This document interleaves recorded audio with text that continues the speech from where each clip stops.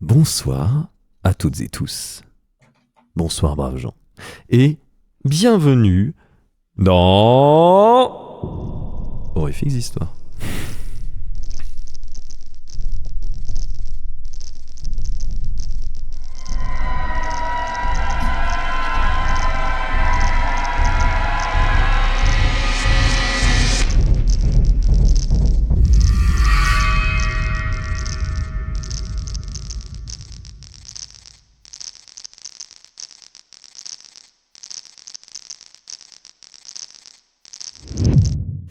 Nous sommes ce soir en compagnie évidemment de Sir Mascox qui va illustrer cette nouvelle de qualité que je vais vous lire, à savoir la musique d'Eric Zahn de Howard Phillips Lovecraft, une nouvelle écrite en 1921 et publiée originellement en 1922.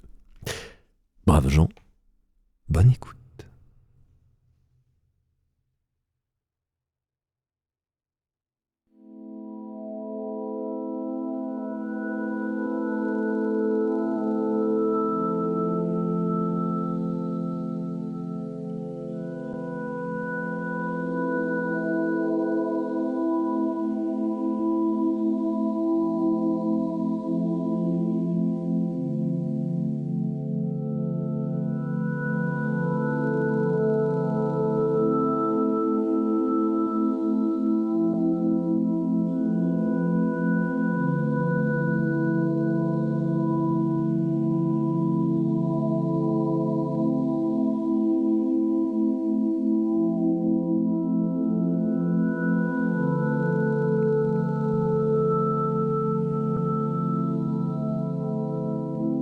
J'ai examiné des plans de la ville avec le plus grand soin. Et pourtant, jamais je n'ai pu retrouver la rue d'Oseille. Mes recherches ne se sont pas limitées aux plans actuels, car je sais que les noms changent. Au contraire, j'ai plus que longuement interrogé tous les témoignages anciens sur la ville, et j'ai personnellement exploré tous les quartiers, quels que fussent leurs noms, qui pouvaient receler une rue d'Oseille. Mais, malgré tous mes efforts, il me faut humblement avouer que je n'ai pu, que je ne peux retrouver ni la maison, ni la rue, ni le quartier de cette ville où, pendant les derniers mois de ma précaire existence d'étudiant en métaphysique à l'université, j'entendis la musique d'Eric Zahn.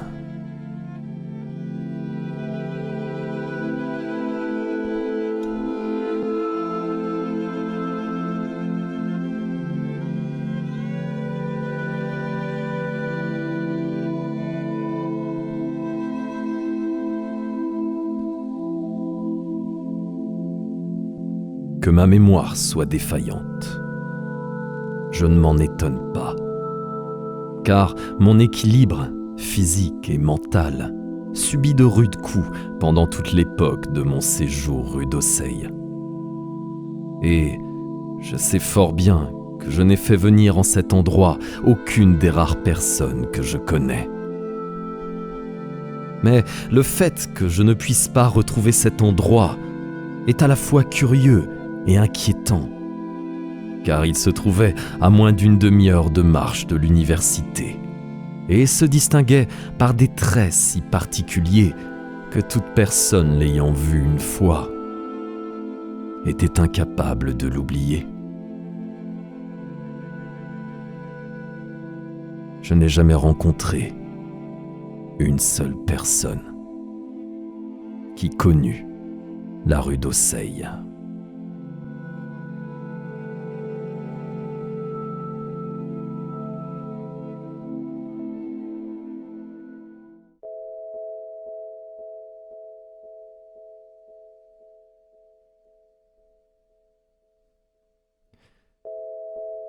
La rue d'Oseille se trouvait de l'autre côté d'un fleuve sombre, bordé d'immenses entrepôts de briques aux fenêtres opaques, et franchie par un lourd pont de pierre noirâtre.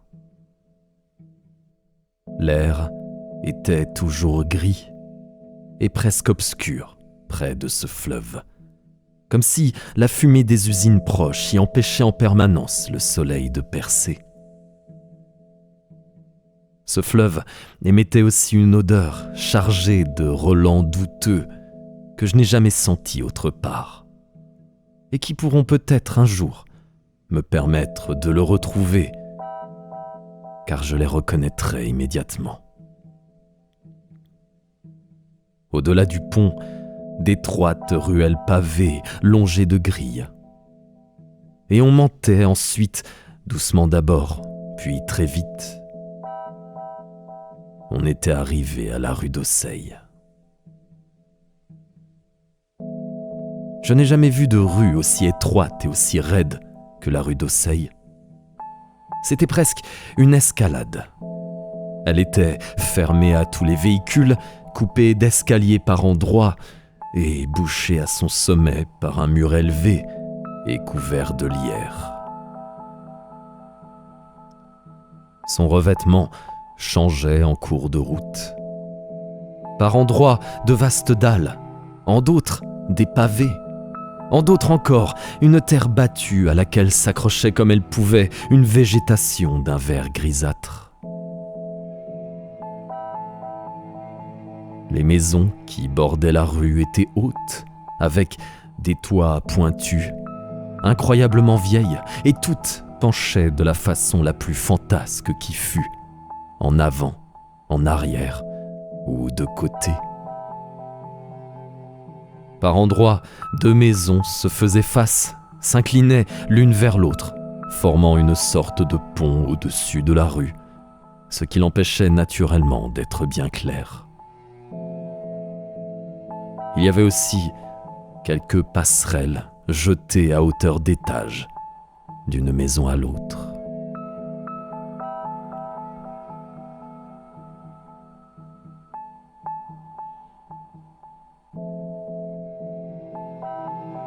Les habitants de cette rue me firent une impression profonde. Au début, je pensais que c'était parce qu'ils paraissaient tous silencieux et secrets, mais plus tard, je compris que c'était parce qu'ils étaient tous très vieux. Je suis incapable de dire ce qui m'a amené à vivre dans une pareille rue. Je n'étais pas moi-même lorsque j'y emménageais. J'avais vécu jusqu'alors dans des endroits misérables, d'où mon manque d'argent m'avait toujours fait partir. Je finis par tomber sur cette bâtisse chancelante de la rue d'Auseil, tenue par Blondeau, le paralytique. C'était la 3e maison à partir du bout de la rue. Et de loin, la plus haute de toutes.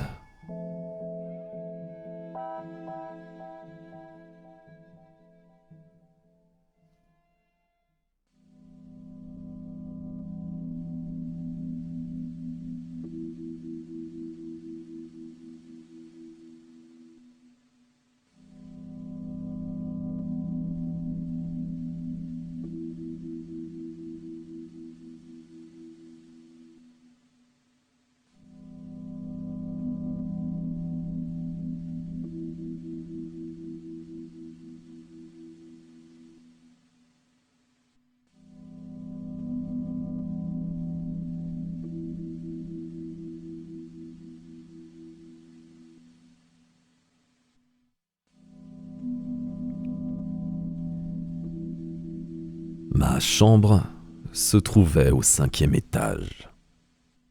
La seule qui fut occupée, car la maison était presque vide. La nuit de mon arrivée, j'entendis, venant des mansardes au-dessus de moi, une étrange musique. Et le lendemain, j'interrogeai le vieux Blondeau. Il me répondit que c'était un vieil Allemand qui jouait de la viole, un homme muet, étrange, qui signait du nom de Eric Zann, et qui le soir faisait partie d'un pauvre orchestre d'opéra. Et il ajouta que Zan, ayant la manie de jouer la nuit après son retour du théâtre, avait choisi cette mansarde isolée dont l'unique fenêtre, ménagée dans le toit, était le seul endroit d'où l'on pouvait voir, par-dessus l'énorme mur se dressant au bout de la rue, l'autre versant de la colline et le panorama qui s'étendait au-delà.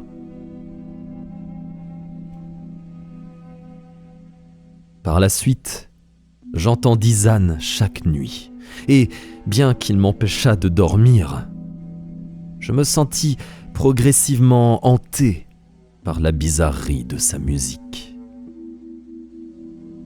Quoique, ignorant presque tout de cet art, j'étais convaincu qu'aucune de ces harmonies ne pouvait entretenir le moindre rapport avec une musique déjà entendue. Et j'en conclus que le vieil homme était un compositeur hautement original. Plus j'écoutais, plus j'étais fasciné. Et finalement, au bout d'une semaine, je me décidai à faire la connaissance du vieux musicien.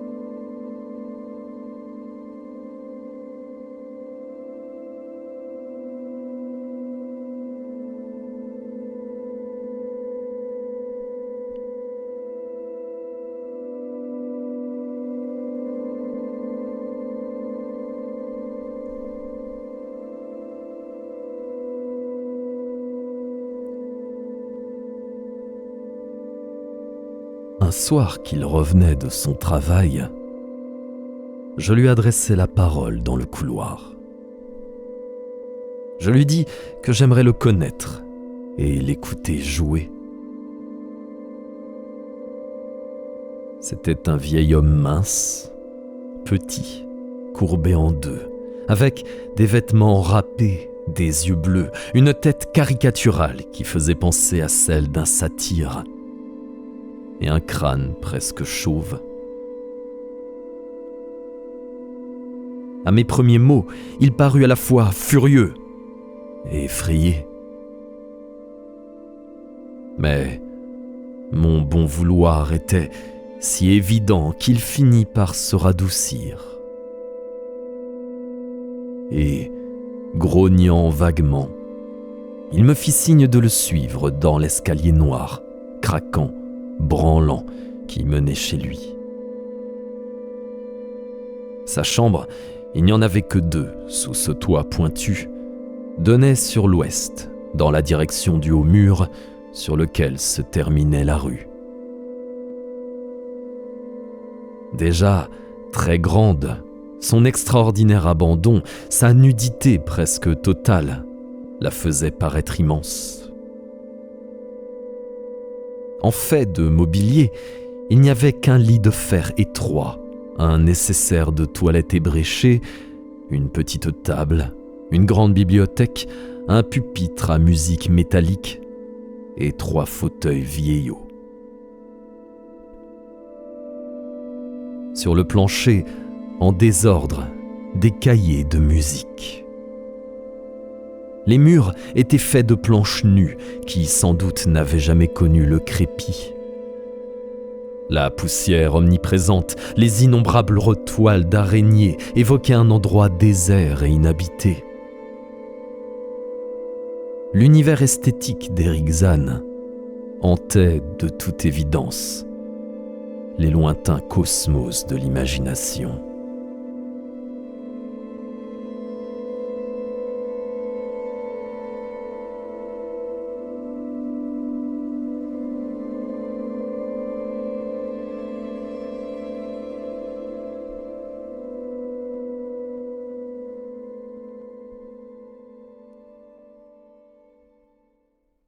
Me faisant signe de m'asseoir, le muet ferma la porte, posa le gros verrou de bois et alluma une bougie en plus de celle qu'il tenait à la main.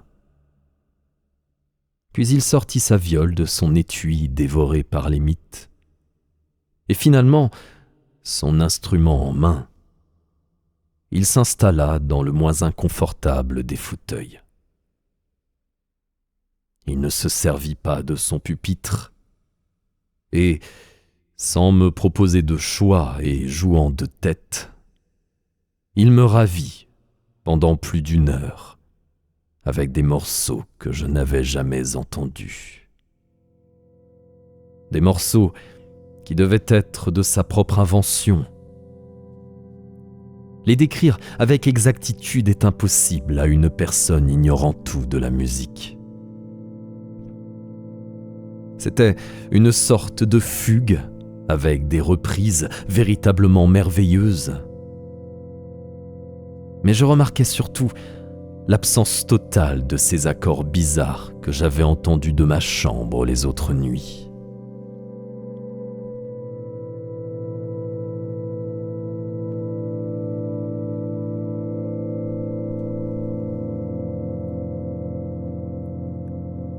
Ces notes ensorcelantes, je m'en souvenais, et je me les étais souvent fredonnées et sifflotées, pour autant que j'en avais été capable. Si bien que, lorsque le musicien posa son archet, je lui demandai s'il voulait bien m'en rejouer quelques passages.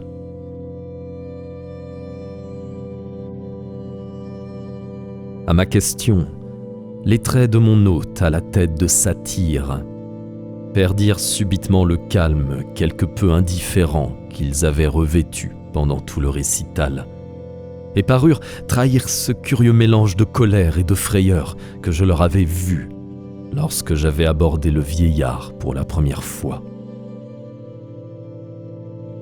Pendant un moment peu respectueux des sautes d'humeur de la vieillesse, je voulus insister, et j'essayai même de piquer cet hôte au tempérament instable en lui sifflant un des airs que j'avais entendus la nuit précédente. Mais je ne m'entêtais pas longtemps dans cette voie. Dès que le vieux musicien eut reconnu ce que je sifflais, ses traits se déformèrent brutalement, possédés par un sentiment défiant l'analyse, en même temps qu'il levait sa longue main froide et osseuse pour me fermer la bouche et imposer silence à cette imitation maladroite.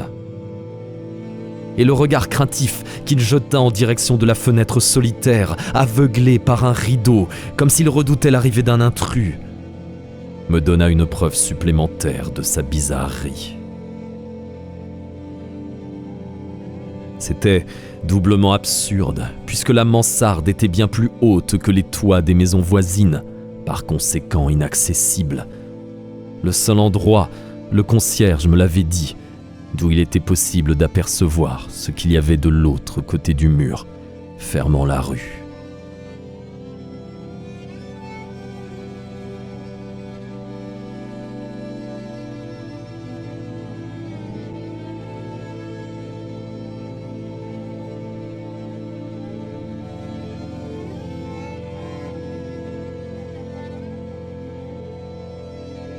Ce regard, jeté par le vieil homme, me remit à l'esprit cette remarque de Blondeau, et, non sans une certaine malice, je voulus aller contempler le vaste et vertigineux panorama des toits baignés par la lune, de la ville illuminée que l'on devait découvrir de l'autre côté de la colline, et que, seul de tous les habitants de la rue d'Auseil, ce vieux musicien grincheux pouvait voir. J'allais à la fenêtre et j'en aurais tiré les rideaux anonymes si le vieillard, dans une rage terrorisée comme je ne lui en avais pas encore vu, ne s'était précipité sur moi.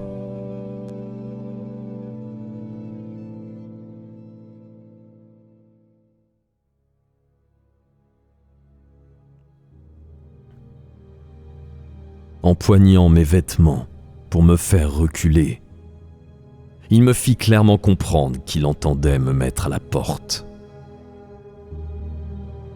Dégoûté de cette hôte impossible, je lui demandai sèchement de me lâcher, ajoutant que j'allais partir sur le champ.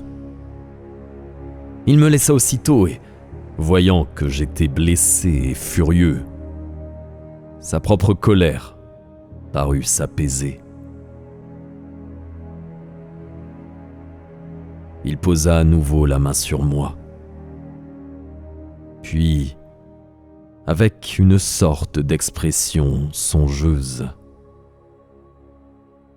il alla s'asseoir à la table encombrée et, armé d'un crayon, se mit à couvrir une page d'un français laborieux.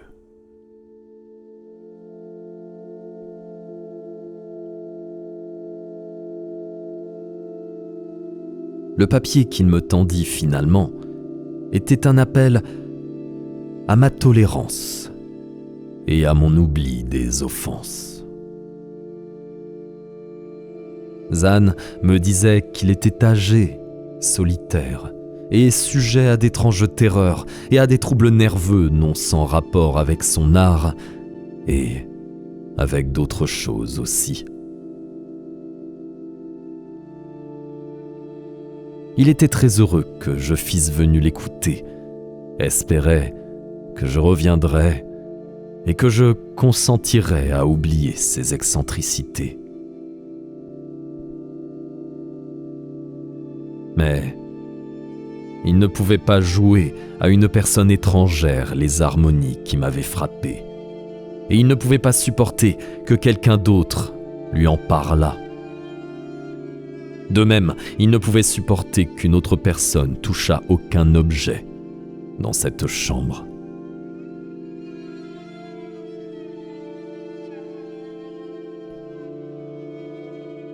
Il ne s'était pas rendu compte, jusqu'au moment où je l'avais abordé dans le couloir, que je pouvais l'entendre jouer de ma chambre. Et il me demandait si je voulais bien prier Blondeau de me donner une autre chambre à un étage inférieur, d'où je ne pourrais pas l'entendre pendant la nuit.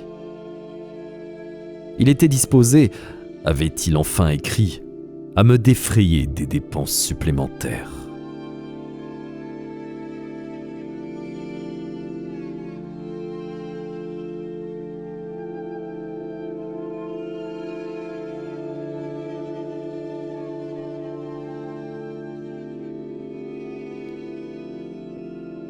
Au fur et à mesure que je lisais avec peine ce français exécrable, je sentis ma mauvaise humeur à l'égard du vieil homme s'apaiser. Il était atteint de troubles physiques et mentaux, comme moi. Et mes études en métaphysique m'avaient enseigné la tolérance. Dans le silence qui régnait alors, on entendit un léger bruit venant de la fenêtre. Le vent nocturne qui, sans doute, faisait battre le volet. Mais, pour une raison ou pour une autre, je sursautais presque aussi violemment qu'Éric Zanne.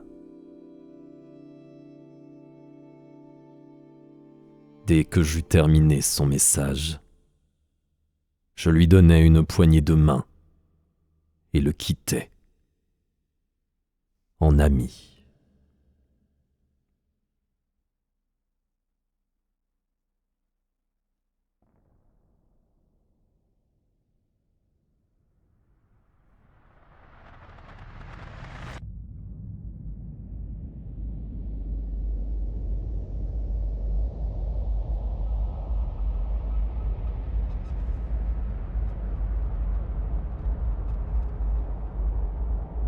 The atomic bomb.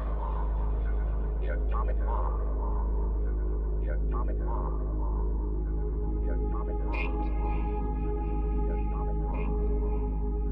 The atomic bomb. 7. 7. 6. 6.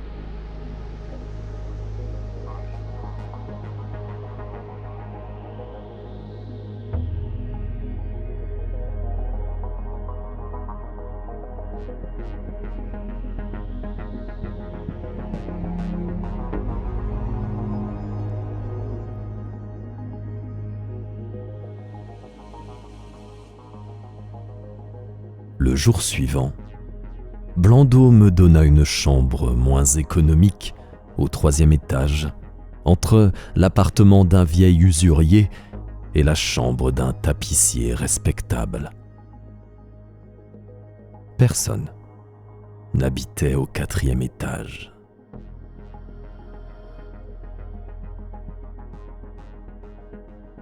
Mais au bout de peu de temps, je me rendis compte que Zan était loin d'éprouver un désir aussi réel de me voir qu'il avait paru le manifester lorsqu'il m'avait supplié de quitter son étage.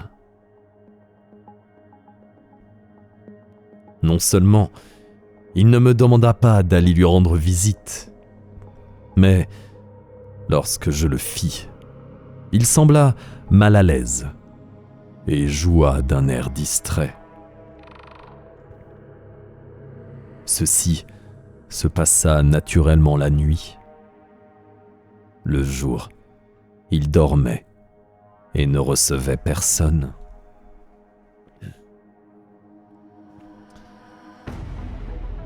Ma sympathie pour lui, évidemment, ne s'en trouva pas renforcée. Et pourtant, cette mansarde et cette étrange musique semblaient exercer sur moi une fascination curieuse, mais de plus en plus marquée. J'éprouvais un désir presque insurmontable d'aller regarder par cette fenêtre, par-dessus le mur, le versant invisible de la colline, les toits et les flèches luisantes qui devaient s'y trouver.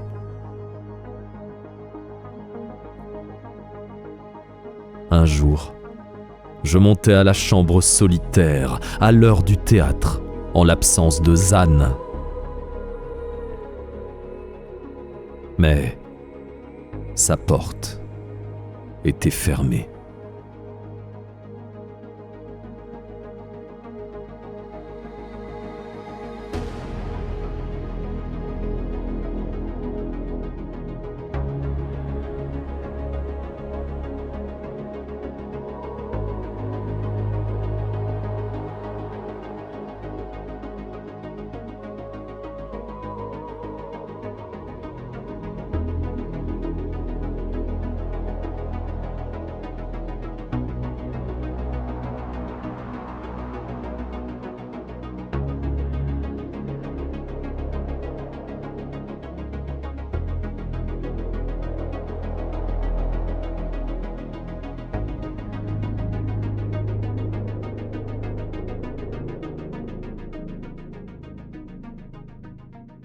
Je réussis néanmoins à surprendre le jeu solitaire et nocturne du vieil homme muet.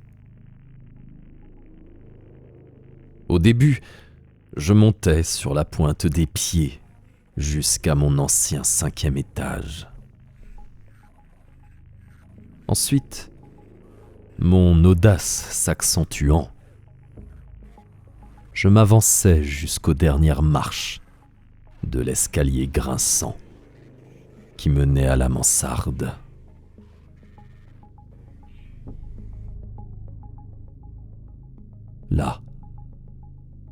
ce couloir étroit. Devant, cette porte bloquée, le trou de la serrure bouché. J'entendis plus d'une fois des bruits qui me remplissaient d'une anxiété indéfinissable. Crainte d'un mystère vague, d'une trouble énigme. Non pas que ces sons fussent désagréables à l'oreille, ils ne l'étaient pas. Mais ils étaient animés de vibrations qui ne rappelaient absolument rien de connu sur Terre. Et, à certains moments, assumaient une qualité réellement symphonique que, même par l'imagination, je ne pouvais mettre sur le compte du musicien seul.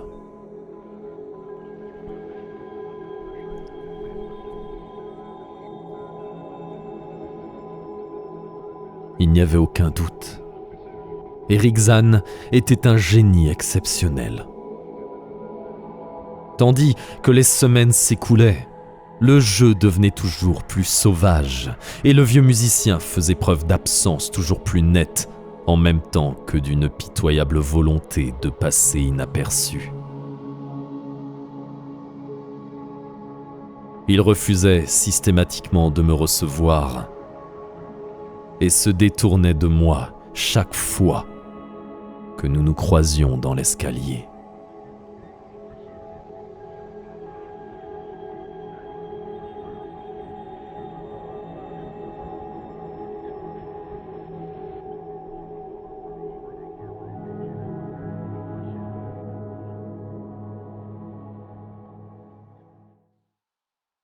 Puis, une nuit, alors que j'écoutais à sa porte,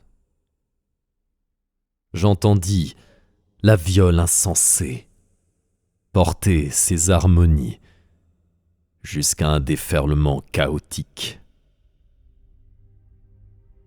C'était un pandémonium qui aurait pu me faire douter de ma précaire santé mentale, si ne m'était parvenu de derrière cette porte condamnée la preuve atroce que le drame était bien réel.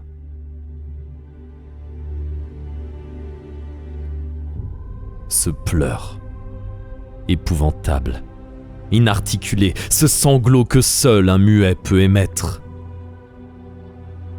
et qu'il ne pousse que dans les moments de terreur ou d'angoisse les plus effrayants.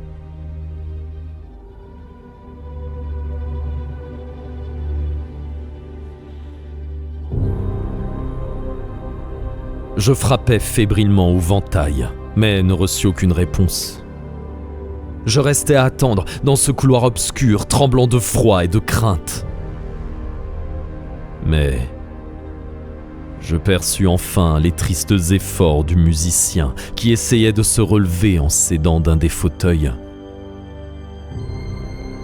Pensant qu'il venait de reprendre conscience après s'être évanoui, je recommença à frapper à la porte tout en lui criant mon nom pour le rassurer.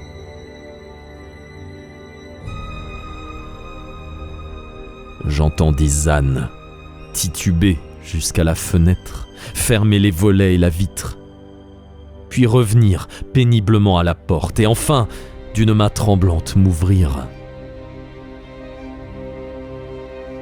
Cette fois, la joie qu'il montrait à me voir était authentique. Son visage encore crispé s'éclaira en me reconnaissant.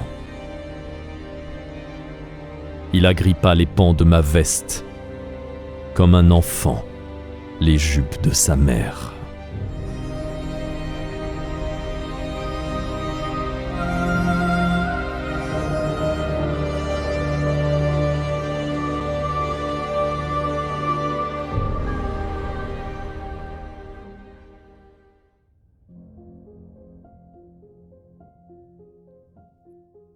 Agité de frissons pathétiques, le vieil homme m'obligea à m'asseoir dans un fauteuil, tandis qu'il se laissait tomber dans un autre.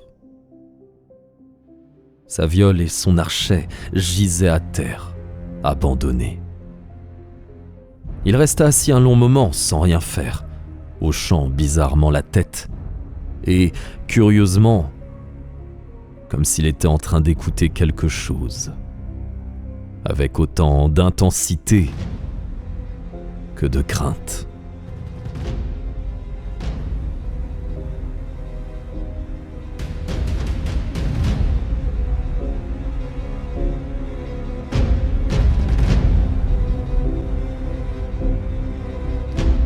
Il parut enfin satisfait de ce qu'il entendit, ou n'entendit pas.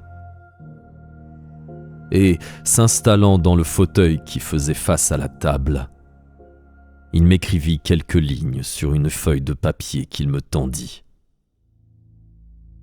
Puis, il retourna à la table et se remit à écrire d'une main fébrile et pressante. La note qu'il m'avait passée m'implorait au nom de la pitié humaine et de ma propre curiosité d'attendre qu'il eût fini d'écrire. Il me ferait un compte-rendu détaillé en allemand de toutes les merveilles et de toutes les horreurs qui l'obsédaient.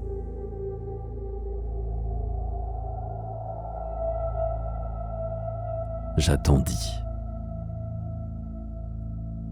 Le crayon du vieil homme courait sur le papier.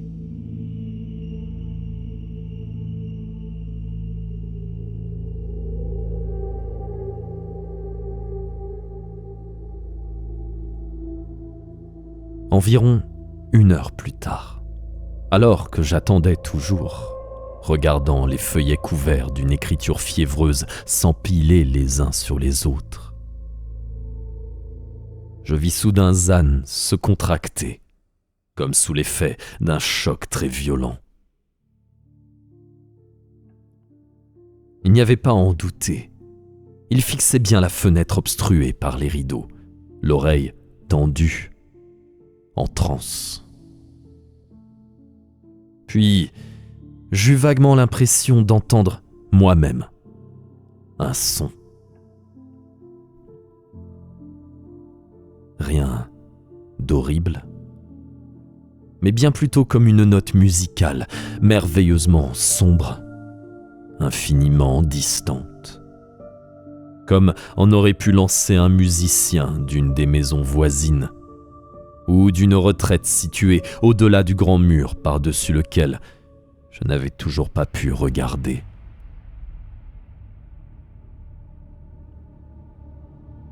Sur Zan, en tout cas, l'effet fut terrible. Abandonnant son crayon, il se leva brusquement, s'empara de sa viole et commença à rompre le silence nocturne de la musique la plus folle qui me soit jamais parvenue aux oreilles pendant les nuits passées de l'autre côté de sa porte.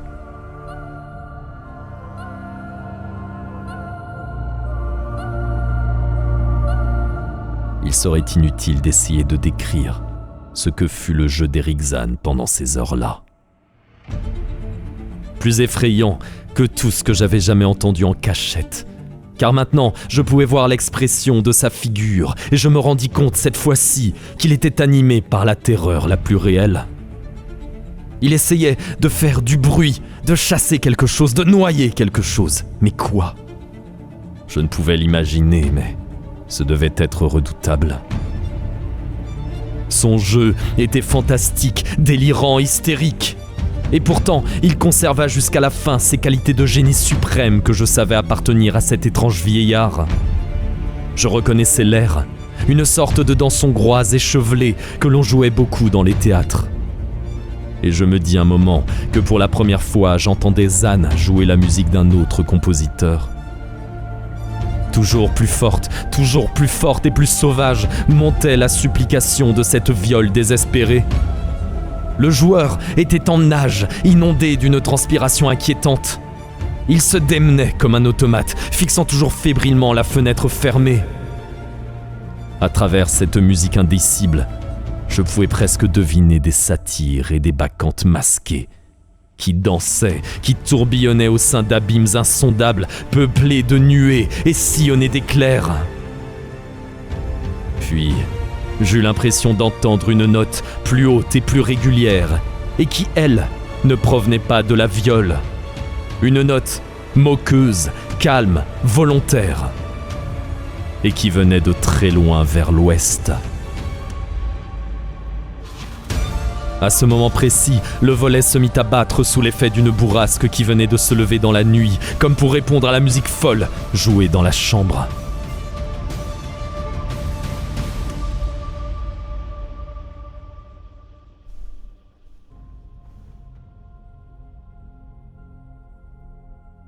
La viole déchaînée de Zan se surpassa, émettant des sons dont je ne l'aurais jamais cru capable. Le volet battait toujours plus fort. Il se déverrouilla et se mit à buter alternativement contre la fenêtre et contre le mur. Puis, les vitres se fracassèrent sous ces ébranlements répétés et un vent glacé s'engouffra dans la pièce. Les bougies vacillèrent et s'envolèrent de la table. Les feuilles de papier sur lesquelles Zan avait commencé à me confier son horrible secret. Je me tournai vers lui et m'aperçus qu'il avait perdu connaissance. Ses yeux bleus sortaient de leurs orbites, vitreux, aveugles, et la mélodie hystérique n'était plus qu'une sorte d'orgie folle et mécanique dont aucun mot n'aurait pu donner le moindre aperçu.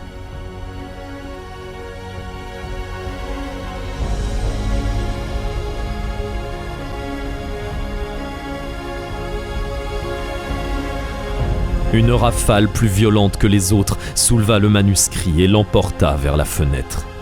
Dans un essai désespéré, je voulus me lancer à la poursuite des feuilles tourbillonnantes, mais elles avaient disparu dans la nuit avant que j'eusse pu atteindre la fenêtre béante. Il me revint alors en mémoire ma vieille envie de regarder par cette fenêtre, la plus haute de la plus haute maison de la rue d'Oseille, d'où l'on pouvait apercevoir le versant de l'autre côté du mur et la ville endormie à ses pieds.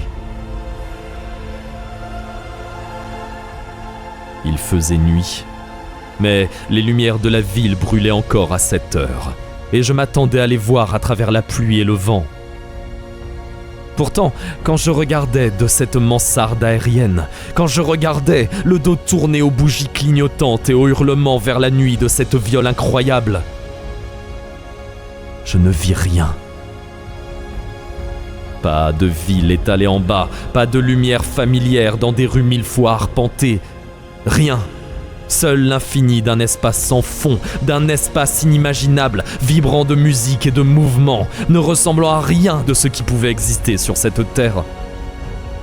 Et au même moment où je contemplais ce spectacle empli d'une sainte terreur, le vent souffla les deux bougies, me laissant seul dans cette mansarde solitaire, au sein d'une obscurité sauvage et impénétrable, avec devant moi ce chaos, ce pandémonium, et derrière moi le délire démoniaque de la viole hurlant à la lune.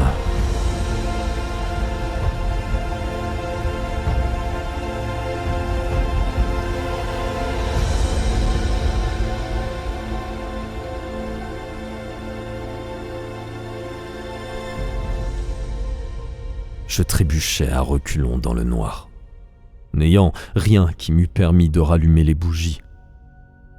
Me cognais contre la table, renversais un fauteuil, cherchant à tâtons l'endroit d'où provenait la musique interdite. Nous sauver, Eric Zan et moi, je pouvais le tenter, quels que fussent les pouvoirs auxquels j'avais à faire face.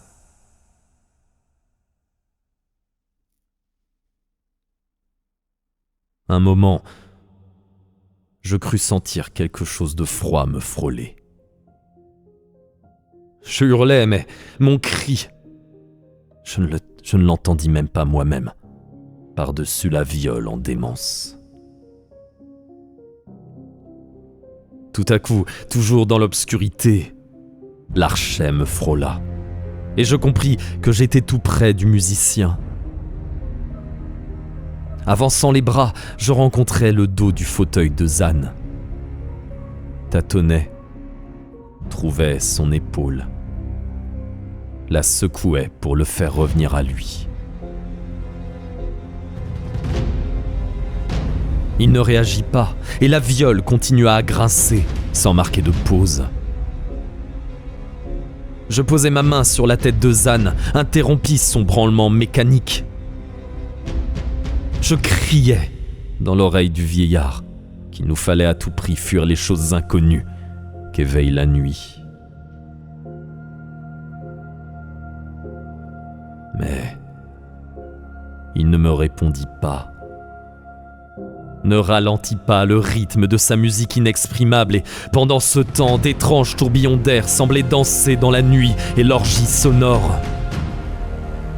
Lorsque ma main rencontra l'oreille de Zan, je frémis, sans comprendre pourquoi. Jusqu'à ce que j'ai touché, palpé la tête impossible. Cette tête glacée, raide, immobile, dans laquelle des yeux vitreux saillaient dans le noir, fixés sur le vide.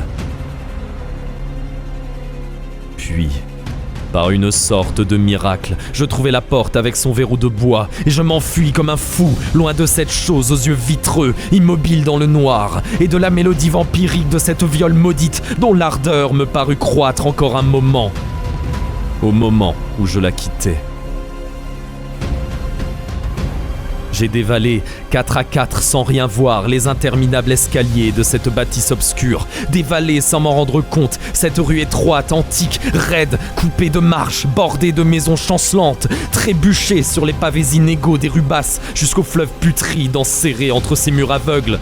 J'ai couru enfin jusqu'à l'autre bout du pont immense, confondu dans la nuit, jusqu'aux avenues, jusqu'aux boulevards larges et rassurants que nous connaissons. Ces souvenirs atroces traînent encore dans ma mémoire.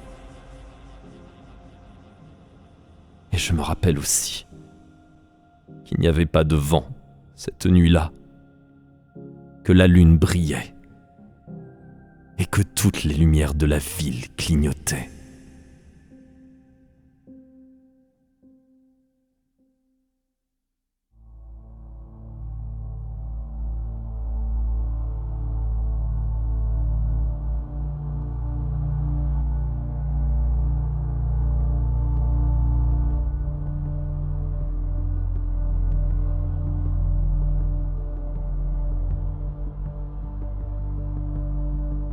Malgré toutes mes recherches,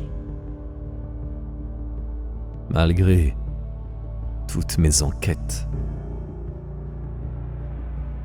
je n'ai jamais pu, depuis, retrouver la rue d'Auseil.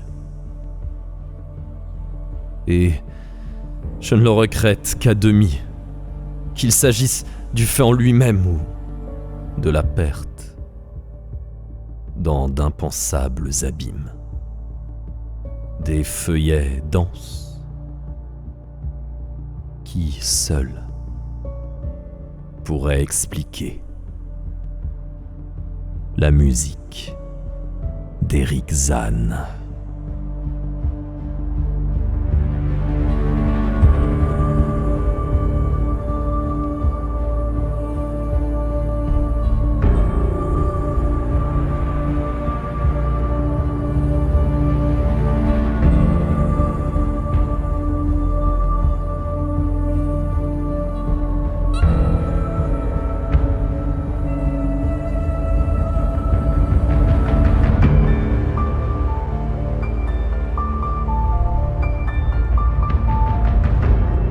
Et c'est une fin d'histoire.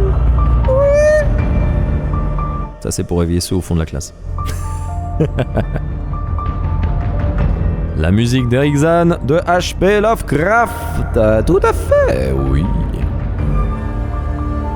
Et le dessin de Mascox, évidemment.